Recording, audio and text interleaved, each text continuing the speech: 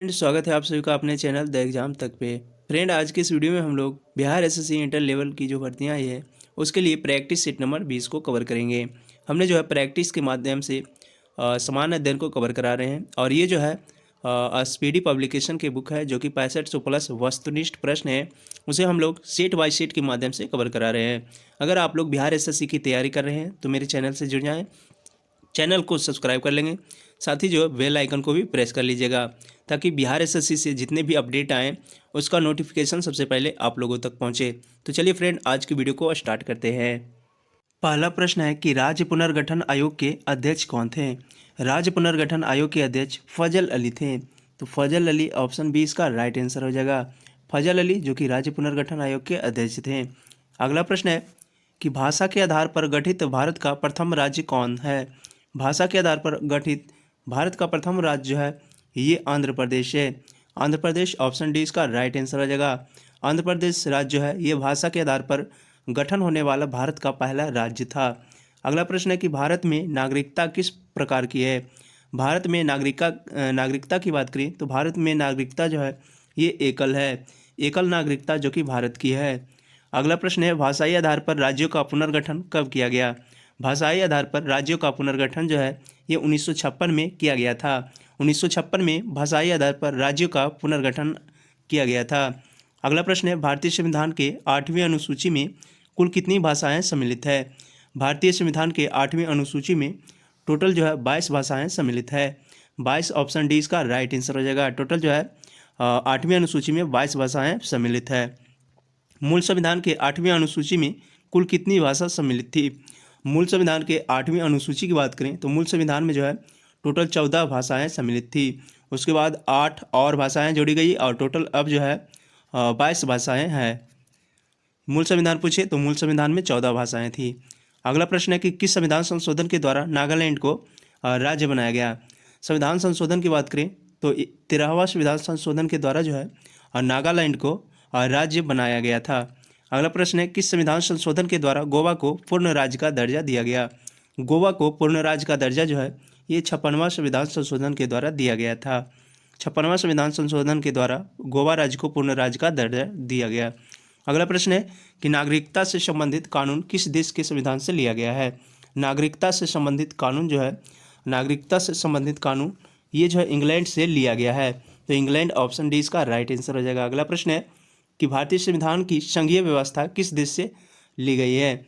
भारतीय संविधान की संघीय व्यवस्था जो है ये जो है कनाडा से ली गई है।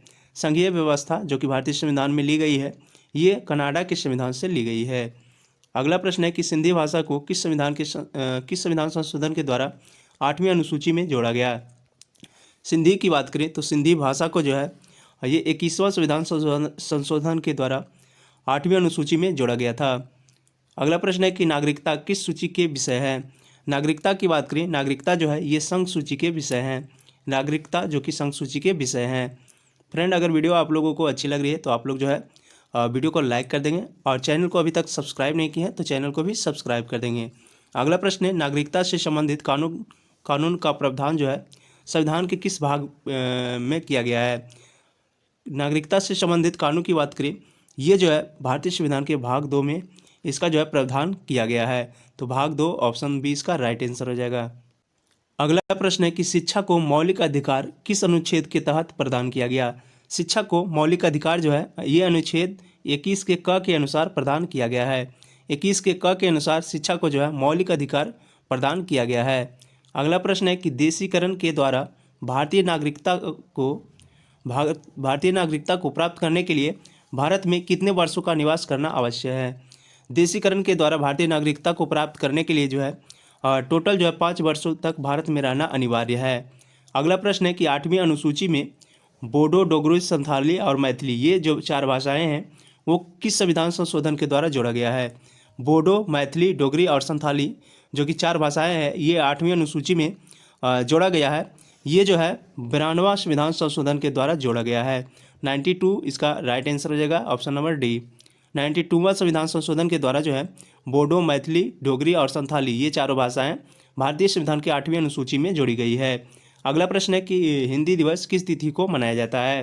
हिंदी दिवस की बात करें तो हिंदी दिवस जो है ये प्रत्येक वर्ष 14 सितंबर को मनाया जाता है। हिंदी दिवस प्रत्येक वर्ष 14 सितंबर को मनाया जाता है। अगला प्रश्न है कि राजभाषा का वर्णन किस भाग में किया गया है। राजभाषा का वर्णन जो है ये भारतीय संविधान में भाग 17 में किया गया है। भाग 17 में राजभाषा का वर्णन किया गया है। प्रथम राजभाषा आयोग का गठन कब हुआ था। प्रथम राजभाषा आयोग का गठन जो है ये 1955 में हुआ था। प्रथम राजभाषा आयोग का गठन 1955 में। अगला प्रश्न है कि राजभाषा आयोग के प्रथम अध्यक्ष कौन थे। राजभाषा आयोग के प्रथम अध्यक्ष जो थे ये वीजी खेर थे। तो वीजी खेर ऑप्शन है इसका राइट आंसर हो जाएगा। वीजी खेर जो कि राजभाषा आयोग के प्रथम अध्यक्ष थे। अगला प्रश्न है कि भारत के मूल संविधान में कुल कितने मौलिक अधिकार का प्रावधान किया गया था। भारतीय संविधान में मूल संविधान में जो है मौलिक अधिकार की बात करें तो टोटल जो है मौलिक अधिकार उस टाइम टोटल जो है 7 थे, लेकिन एक जो मौलिक अधिकार है संपत्ति का अधिकार ये हटा दिया गया है। तो अब जो है टोटल 6 बचे हैं और पहले जो यहाँ पे मूल संविधान पूछ रहा है तो मूल संविधान में जो थे वो टोटल 7 थे। अगला प्रश्न है कि राज्य सूची में कुल कितने विषय हैं। राज्य सूची की बात करें तो राज्य सूची में जो है राज्य सूची में टोटल जो है 61 विषय थे। राज्य सूची में टोटल 61 विषय हैं, तो 61 ऑप्शन नंबर 20 का राइट आंसर हो जाएगा। अगला प्रश्न है कि प्रेस की स्वतंत्रता किस अनुच्छेद में वर्णित है। प्रेस की स्वतंत्रता जो है ये भारतीय संविधान के अनुच्छेद 19 के 1 के क में इसका वर्णन मिलता है। तो भारतीय संविधान के अनुच्छेद 19 के 1 या फिर क में प्रेस की स्वतंत्रता का वर्णन मिलता है। ऑप्शन 20 का राइट आंसर हो जाएगा 19 के 1 या फिर क। अगला प्रश्न है कि चौथा स्तंभ के नाम से किसे जाना जाता है। चौथा स्तंभ के नाम से जो है चौथा स्तंभ के नाम से प्रेस को जाना जाता है। प्रेस को जो है चौथा स्तंभ के नाम से जाना जाता है। अगला प्रश्न है कि प्राण एवं दैहिक स्वतंत्रता का संरक्षण किस अनुच्छेद में वर्णन है। प्राण एवं दैहिक स्वतंत्रता का वर्णन जो है ये भारतीय संविधान के अनुच्छेद 21 में इसका वर्णन मिलता है। तो अनुच्छेद 21 ऑप्शन 20 का राइट आंसर हो जाएगा। अगला प्रश्न है कि संघ सूची में कुल कितने विषय हैं। संघ सूची की बात करें तो संघ सूची में जो टोटल है ये 100 विषय हैं। संघ सूची में टोटल 100 विषय हैं, तो ऑप्शन है इसका राइट आंसर हो जाएगा 100। अगला प्रश्न है कि मौलिक अधिकार भारतीय संविधान में किस देश के संविधान से लिया गया है। मौलिक अधिकार की बात करें तो ये जो अमेरिका से भारतीय संविधान में लिया गया है। अगला प्रश्न है कि शिक्षा का मौलिक अधिकार कब से जो है पूरे भारत में लागू किया गया। शिक्षा का मौलिक अधिकार की बात करें ये जो है पूरे भारत में 1 अप्रैल 2010 से लागू किया गया। 1 अप्रैल 2010 से जो है शिक्षा का मौलिक अधिकार पूरे भारत में लागू किया गया। अगला प्रश्न है कि विश्व का प्रथम लिखित संविधान किसका है। विश्व का सबसे प्रथम लिखित संविधान जो है ये अमेरिका का है, USA। ऑप्शन 20 का राइट आंसर हो जाएगा। अगला प्रश्न है कि किस संविधान संशोधन के द्वारा शिक्षा को मौलिक अधिकार प्रदान किया गया। किस संविधान संशोधन के द्वारा शिक्षा को मौलिक अधिकार प्रदान किया गया। 86वां संविधान संशोधन के द्वारा जो है शिक्षा को मौलिक अधिकार प्रदान किया गया। तो ऑप्शन सी इसका राइट आंसर हो जाएगा 86वां संविधान संशोधन। अगला प्रश्न है कि आपदा उपबंध का वर्णन किया गया है। आपदा उपबंध का वर्णन जो है ये भाग 18 में किया गया है। भाग 18 में आपदा उपबंध का वर्णन किया गया है। अगला प्रश्न है कि राज्य पुनर्गठन आयोग का स्थापना कब हुआ था। राज्य पुनर्गठन आयोग की स्थापना जो कि 1953 में किया गया था। 1953 ऑप्शन डी इसका राइट आंसर हो जाएगा। अगला प्रश्न है कि अभी तक भारतीय नागरिकता अधिनियम जो कि 1955 में कितने बार संशोधन हो चुके हैं। भारतीय नागरिकता अधिनियम 1955 में जो है अब तक टोटल 6 बार संशोधन हो चुके हैं। तो ऑप्शन ए इसका राइट आंसर हो जाएगा 6 बार। अगला प्रश्न है कि मौलिक अधिकार किस भाग में संबंधित है। मौलिक अधिकार की बात करें तो मौलिक अधिकार जो है ये भाग 3 से संबंधित है और इसका वर्णन जो है भारतीय संविधान में अनुच्छेद 12 से जो है 35 तक इसका वर्णन मिलता है। तो ये सारे पॉइंट को जो आप लोग याद रखिएगा। अगला प्रश्न है कि आपातकालीन उपबंध किस देश से लिया गया है। आपातकालीन उपबंध की बात करें ये जो है जर्मनी से भारत के संविधान में लिया गया है। आपातकालीन उपबंध जो कि जर्मनी से लिया गया है। अगला प्रश्न है उपाधियों का अंत वर्णित है। उपाधियों के अंत की बात करें ये जो है भारतीय संविधान के अनुच्छेद 18 में उपाधियों का अंत का वर्णन किया गया है। अगला प्रश्न है कि मौलिक अधिकारों का संरक्षक कहलाता है। मौलिक अधिकारों का संरक्षक जो है ये सर्वोच्च न्यायालय और उच्च न्यायालय ये दोनों जो है मौलिक अधिकारों का संरक्षक कहलाता है। ऑप्शन डी इसका राइट आंसर हो जाएगा सर्वोच्च न्यायालय एवं उच्च न्यायालय। अगला प्रश्न है कि मौलिक अधिकारों में संशोधन कर सकता है। मौलिक अधिकारों में संशोधन जो है ये संसद कर सकता है। संसद के द्वारा जो है मौलिक अधिकारों में संशोधन किया जा सकता है। अगला प्रश्न है कि अस्पृश्यता का अंत संबंधित है। अस्पृश्यता का अंत की बात करें, ये जो है अनुच्छेद 17 से संबंधित है। अस्पृश्यता मतलब छुआछूत से संबंधित है और ये जो है इसका वर्णन भारतीय संविधान के अनुच्छेद 17 में इसका वर्णन मिलता है। अगला प्रश्न है कि पहला नागरिकता संशोधन बिल कब पारित किया गया। पहला नागरिकता संबंधित संशोधन बिल जो है ये 1955 में पारित किया गया था। 1955 में पहली बार जो है नागरिकता संशोधन बिल पारित किया गया था। तो ये सारे पॉइंट को जो है आप लोग याद रखिएगा। अगला प्रश्न है कि वर्तमान में मौलिक अधिकार कितने हैं। वर्तमान में जो टोटल है मौलिक अधिकार ये 6 है और मूल संविधान में टोटल 7 थे। अभी वर्तमान में 6 मौलिक अधिकार हैं। तो ये सारे पॉइंट को जो है आप लोग याद रखिएगा। अगला प्रश्न है कि लोकसभा में कितने सदस्य जो कि एंग्लो इंडियन को राष्ट्रपति मनोनीत करता है। राष्ट्रपति द्वारा जो है टोटल 2 एंग्लो इंडियन को मनोनीत करता है। अगला प्रश्न है कि संसद के संयुक्त अधिवेशन को कौन बुलाता है। संसद के संयुक्त अधिवेशन को जो है राष्ट्रपति के द्वारा बुलाया जाता है। राष्ट्रपति ऑप्शन डी इसका राइट आंसर हो जाएगा। अगला प्रश्न है कि प्रश्नकाल की समय सीमा क्या है। प्रश्नकाल की समय सीमा जो है प्रश्नकाल की समय सीमा ये 1 घंटा है। 1 घंटा प्रश्नकाल की समय सीमा है। कौन एक अस्थायी सदन है। अस्थायी सदन की बात करें तो अस्थायी सदन राज्यसभा जो है एक अस्थायी सदन है। राज्यसभा एक अस्थायी सदन है। अगला प्रश्न है कि संसद के लिए राष्ट्रपति का अभिभाषण कौन तैयार करता है। संसद के लिए राष्ट्रपति का अभिभाषण जो है ये केंद्रीय मंत्रिमंडल तैयार करता है। केंद्रीय मंत्रिमंडल ऑप्शन बी इसका राइट आंसर हो जाएगा। अगला प्रश्न है कि संसद की संयुक्त अधिवेशन की अध्यक्षता कौन करता है। संसद की संयुक्त अधिवेशन की अध्यक्षता जो है ये लोकसभा के अध्यक्ष करते हैं। लोकसभा के अध्यक्ष जो है ये संसद के संयुक्त अधिवेशन की अध्यक्षता करते हैं। अगला प्रश्न है अनुच्छेद 32 के आधार पर सर्वोच्च न्यायालय कितने प्रकार के रिट जारी करता है। अनुच्छेद 32 के आधार पर सर्वोच्च न्यायालय जो है टोटल 5 प्रकार के रिट जारी करते हैं। 5 ऑप्शन बी इसका राइट आंसर हो जाएगा। अगला प्रश्न है कि बंदी को 24 घंटे के अंदर सशरीर न्यायालय में पेश करने या फिर समादेश कहलाता है। ये जो है बंदी प्रत्यक्षीकरण कहलाता है। बंदी प्रत्यक्षीकरण के द्वारा जो है बंदी को 24 घंटे के अंदर सशरीर न्यायालय में पेश किया जाना चाहिए। अगला प्रश्न है कि व्यक्तिगत स्वतंत्रता के लिए जारी रिट कौन सा है। व्यक्तिगत स्वतंत्रता के लिए जारी रिट की बात करें ये जो है बंदी प्रत्यक्षीकरण है।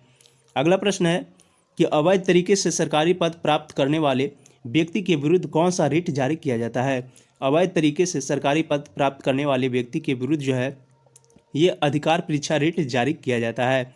अधिकार परीक्षा ऑप्शन है इसका राइट आंसर हो जाएगा। अगला प्रश्न है कि भारतीय संविधान की दोनों सदनों की प्रथम संयुक्त अधिवेशन किस बिल के द्वारा बुलाया गया था। दोनों सदनों की संयुक्त अधिवेशन जो है भारतीय संविधान में भारतीय संसद की जो बुलाया गया था ये जो है ये दहेज निरोधक विधेयक था। इसमें जो है दोनों संयुक्त अधिवेशन बुलाया गया था दोनों सदनों को प्रथम बार। अगला प्रश्न है कि वर्तमान में कुल कितने मूल कर्तव्य हैं। वर्तमान समय की बात करें तो वर्तमान समय में जो टोटल है ये 11 मूल कर्तव्य हैं। वर्तमान समय में टोटल 11 मूल कर्तव्य हैं। फ्रेंड मैं आप लोगों को बता दूं कि आज के इस वीडियो में जितने भी प्रश्न हैं वो मोस्ट इंपॉर्टेंट है और प्रीवियस ईयर के हैं। तो आप लोग जो है वीडियो को शुरू से अंत तक जरूर देखिएगा। अगला प्रश्न है कि भारतीय संसद का एक अंग नहीं है। भारतीय संसद की बात करें तो भारतीय संसद का जो अंग है भारतीय संसद का अंग की बात करें तो राष्ट्रपति, राज्यसभा और लोकसभा ये जो है भारतीय संसद के अंग है, परंतु उपराष्ट्रपति जो है ये भारतीय संसद के अंग नहीं है। तो उपराष्ट्रपति ऑप्शन है इसका राइट आंसर हो जाएगा। अगला प्रश्न है संसद भवन का डिजाइन किसने तैयार किया। संसद भवन की बात करें तो संसद भवन का डिजाइन जो है ये सर हार्वर्ड वेकर और एडवर्ड लुटियंस के द्वारा तैयार किया गया था। सर हार्वर्ड वेकर और एडवर्ड लुटियंस के द्वारा पुराने जो संसद भवन थे उसका डिजाइन तैयार किया गया था। तो ए और बी दोनों आंसर राइट हो जाएगा। Option number D. अगला प्रश्न है कि भारत का प्रथम नागरिक कौन होता है। भारत के प्रथम नागरिक की बात करें तो भारत का प्रथम नागरिक जो है ये राष्ट्रपति होते हैं। राष्ट्रपति जो कि भारत के प्रथम नागरिक होते हैं। किस अनुच्छेद के तहत राष्ट्रपति लोकसभा को भंग कर सकता है। किस अनुच्छेद के तहत राष्ट्रपति जो है लोकसभा को भंग कर सकता है। अनुच्छेद 85 के अंतर्गत जो है राष्ट्रपति लोकसभा को भंग कर सकता है। अगला प्रश्न है कि भारत के राष्ट्रपति को किस अनुच्छेद के तहत मृत्यु दंड क्षमा करने का अधिकार है। मृत्यु दंड क्षमा करने का अधिकार जो है ये राष्ट्रपति को केवल है, और ये जो है अनुच्छेद 72 के तहत मृत्यु दंड को क्षमा करते हैं। अगला प्रश्न है कि राज्य के नीति निर्देशक तत्व सिद्धांत का वर्णन संविधान के भाग किस में है। राज्य के नीति निर्देशक तत्व का वर्णन जो है ये भारतीय संविधान के भाग 4 में इसका वर्णन मिलता है। भाग 4 में राज्य के नीति निर्देशक सिद्धांत का वर्णन भारतीय संविधान में मिलता है। अगला प्रश्न है कि मूल कर्तव्य किस देश से लिया गया है। मूल कर्तव्य की बात करें तो मूल कर्तव्य जो है ये पूर्व सोवियत संघ से लिया गया है।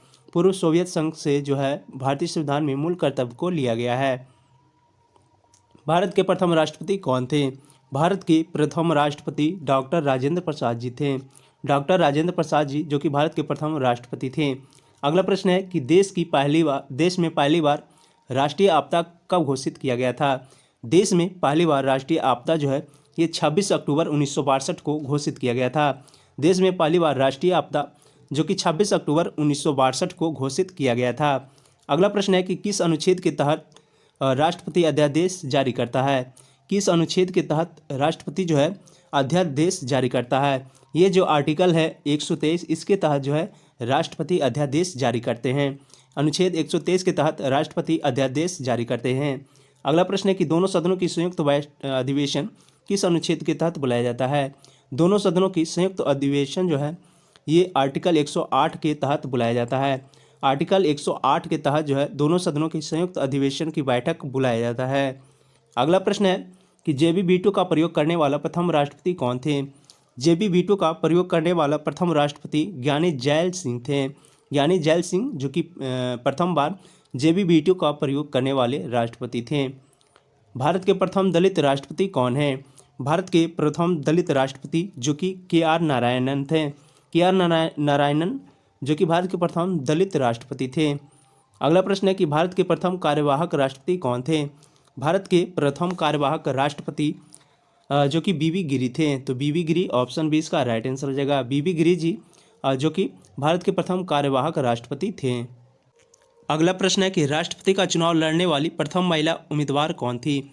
राष्ट्रपति का चुनाव लड़ने वाली प्रथम महिला उम्मीदवार जो थी ये कैप्टन लक्ष्मी सहगल थी। कैप्टन लक्ष्मी सहगल जो कि राष्ट्रपति के चुनाव लड़ने वाली प्रथम महिला उम्मीदवार थी। अगला प्रश्न है कि राष्ट्रपति का मासिक वेतन कितना होता है। राष्ट्रपति का मासिक वेतन जो है टोटल 5 लाख होता है। अभी वर्तमान समय में राष्ट्रपति का मासिक वेतन जो कि 5 लाख होता है। अगला प्रश्न है अभी तक भारत में कितने बार राष्ट्रीय वित्तीय आपात लागू किया जा चुका है। अभी तक भारत में टोटल एक भी बार नहीं जो है राष्ट्रीय वित्तीय आपातकाल लागू किया जा चुका है। वित्तीय आपातकाल जो है अभी तक भारत में एक भी बार लागू नहीं किया गया है। अगला प्रश्न है कि संसद का सदस्य नहीं होने पर कोई नागरिक अपने समय तक मंत्री के पद पर रह सकता है। संसद का सदस्य नहीं होने पर भी नागरिक जो कि मंत्री पद में रह सकता है। ये जो है टोटल 6 महीने तक रह सकता है। उसके बाद उसे जो है किसी न किसी सदन में जो है वो अपना सदस्यता लेनी होगी।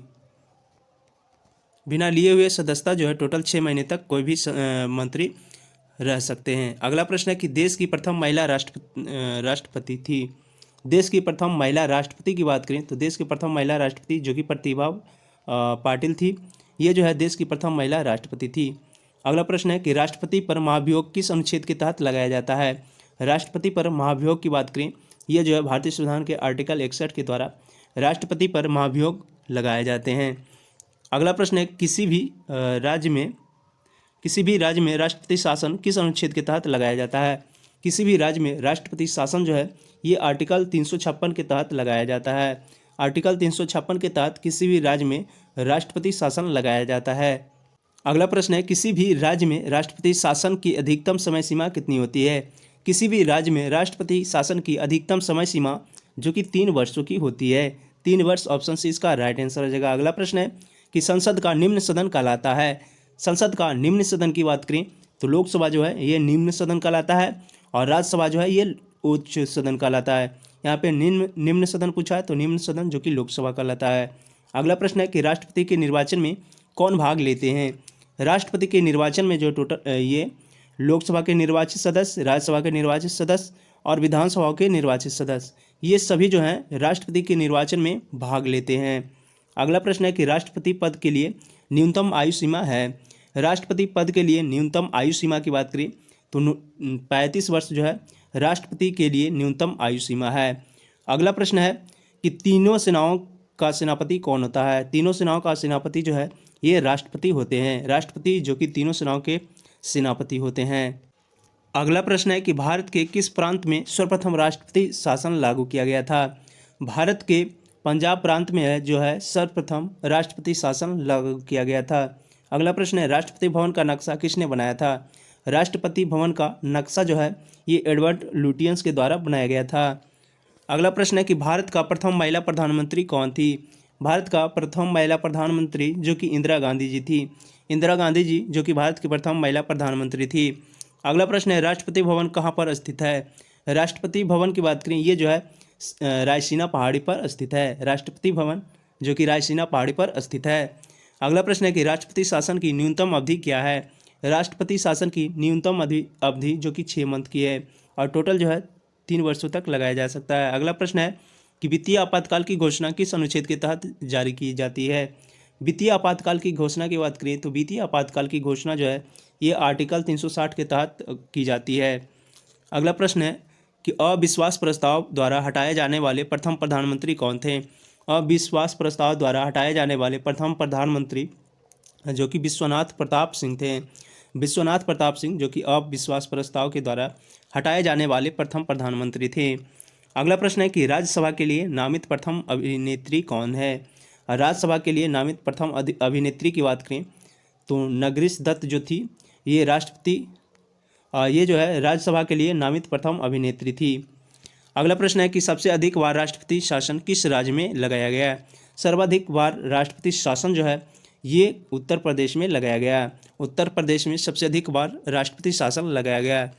जय जवान जय किसान का नारा किसने दिया। जय जवान जय किसान का नारा जो है ये लाल बहादुर शास्त्री के द्वारा दिया गया था। लाल बहादुर शास्त्री जी के द्वारा जो है जय जवान जय किसान का नारा दिया गया था।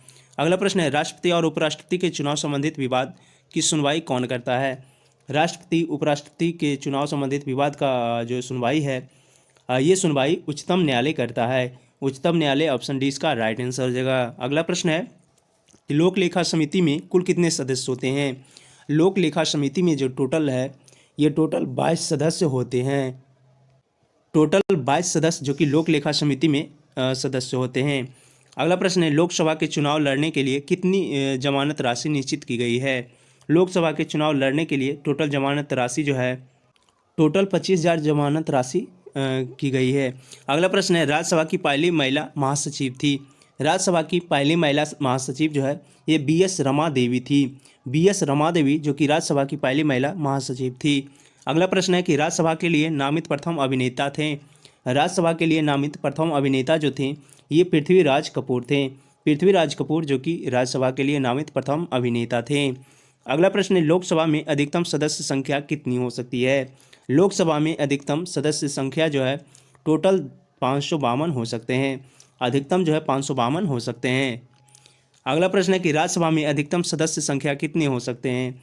राज्यसभा में अधिकतम सदस्यों की संख्या जो है ये 250 हो सकते हैं, यानी 250 जो है राज्यसभा में अधिकतम सदस्यों की संख्या हो सकते हैं। अगला प्रश्न है कि केंद्रीय मंत्रिमंडल से त्यागपत्र देने वाले प्रथम व्यक्ति कौन थे। केंद्रीय मंत्रिमंडल से त्यागपत्र देने वाले प्रथम व्यक्ति जो थे और ये श्यामा प्रसाद मुखर्जी जी थे। श्यामा प्रसाद मुखर्जी जी जो कि केंद्रीय मंत्रिमंडल से त्यागपत्र देने वाले प्रथम व्यक्ति थे। अगला प्रश्न है कि भारत में नई संसदीय समिति प्रणाली की शुरुआत कब की गई। भारत में नई संसदीय समिति प्रणाली की शुरुआत जो है ये सबसे पहली बार 1991 में की गई थी। 1991 ऑप्शन है इसका राइट आंसर हो जाएगा। अगला प्रश्न है कि प्राक्कलन समिति में कुल कितने सदस्य होते हैं। प्राक्कलन समिति की बात करें तो प्राक्कलन समिति में जो है टोटल 30 सदस्य होते हैं। अगला प्रश्न है कि राज्यसभा की पहली बैठक कब हुई थी। राज्यसभा की पहली बैठक जो है ये 13 मई 1952 को हुई थी। 13 मई 1952 को राज्यसभा की पहली बैठक हुई थी। अगला प्रश्न है कि राज्यसभा के सदस्यों का कार्यकाल होता है। राज्यसभा के सदस्यों का कार्यकाल की बात करें तो इसका कार्यकाल जो है टोटल 6 वर्षों का होता है। अगला प्रश्न है कि उपराष्ट्रपति के चुनाव में कौन कौन लेता है। उपराष्ट्रपति के चुनाव की बात करें तो इसमें जो है संसद के दोनों सदनों की सभी सदस्य भाग लेते हैं। संसद के दोनों सदनों की सभी सदस्य जो है उपराष्ट्रपति के चुनाव में भाग लेते हैं। अगला प्रश्न है कि राष्ट्रपति किस अनुच्छेद के तहत प्रधानमंत्री की नियुक्ति करता है। प्रधानमंत्री की नियुक्ति जो है ये राष्ट्रपति करता है और ये जो है आर्टिकल 75 के तहत करता है। आर्टिकल 75 के तहत जो है राष्ट्रपति प्रधानमंत्री की नियुक्ति करता है, प्रधानमंत्री की नियुक्ति होती है। अगला प्रश्न है कि भारत के प्रथम उप प्रधानमंत्री कौन थे। भारत के प्रथम उप प्रधानमंत्री जो कि सरदार वल्लभ भाई पटेल थे। सरदार वल्लभ भाई पटेल जो कि भारत के प्रथम उप प्रधानमंत्री थे। अगला प्रश्न है लोकसभा का प्रथम महिला अध्यक्ष कौन थी।